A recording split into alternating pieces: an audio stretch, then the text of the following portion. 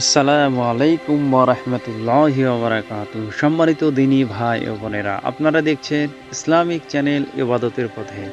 আজকের এই ভিডিওতে আমি জানিয়ে দেব বাইতুল্লাহ শরীফের যে চাবি নিয়ে ঘটনাটি রয়েছে তার বিস্তারিত বিবরণ। তো চলুন আমরা বিস্তারিত বিবরণটি জেনে নিই, এবং যাওয়ার পূর্বে আপনি যদি আমার এই চ্যানেলে নতুন হয়ে থাকেন তাহলে অবশ্যই চ্যানেলটিকে সাবস্ক্রাইব করে পাশে থাকা বেল বাটন চাপ দিয়ে সঙ্গেই থাকবেন। আর সাথে লাইক, কমেন্ট এবং শেয়ার অবশ্যই করবেন। তো চলুন আমরা জেনে নিই ইসলামে যে বাইতুল্লাহ শরীফের চাবি নিয়ে ঘটনাটি রয়েছে তার বিস্তারিত বিবরণ সম্পর্কে জেনে নেওয়ার। হিজরতের আগে বাইতুল্লাহ শরীফের চাবি মক্কার কুরাইশ গোত্রের অধীনে ছিল। উসমান বিন তালহার কাছে এ চাবি থাকত। সোমবার ও বৃহস্পতিবার বাইতুল্লাহ শরীফের খোলা রাখা হতো।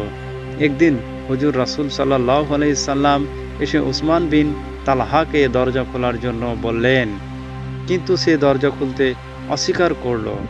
হুজুর ফরমালেন, হে ওসমান, আজ তো তুমি দরজা খুলতে অস্বীকার করছো, এমন একদিন আসবে তখন বাইতুল্লাহ শরীফের চাবি আমার কবজায় হবে, তখন আমি যাকে ইচ্ছা এই চাবি প্রদান করব।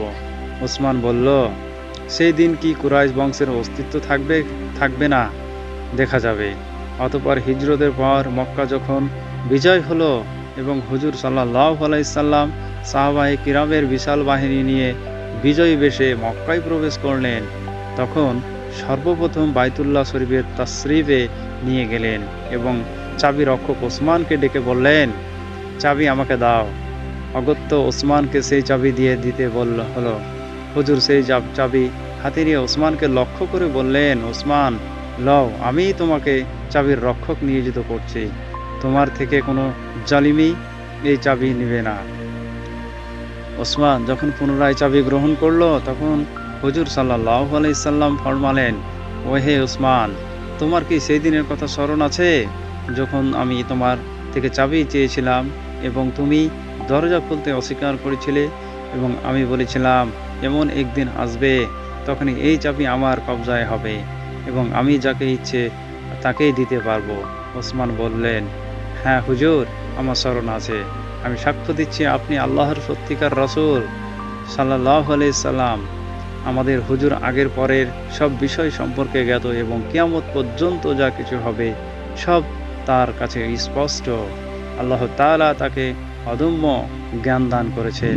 তিনি অদৃশ্য জ্ঞানী, যা কিছু রয়েছে ওই হবে সব বিষয়ে তিনি জ্ঞাত।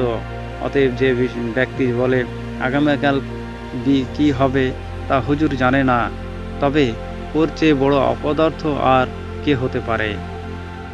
সম্মানিত দিনী ভাই বোনেরা, বাইতুল্লাহ চাবি নিয়ে যে হুজুর পাক সাল্লাল্লাহু আলাইহি সাল্লামের যে ইতি ঘটনাটা ছিল, আপনি এই ভিডিওতে তা জানতে পারলেন। অবশ্যই অন্য একটি ভিডিও আরেকটি ঘটনা নিয়ে আপনাদের সাথে হাজির হব। শ্রী প্রত্যাশায় ভালো থাকবেন।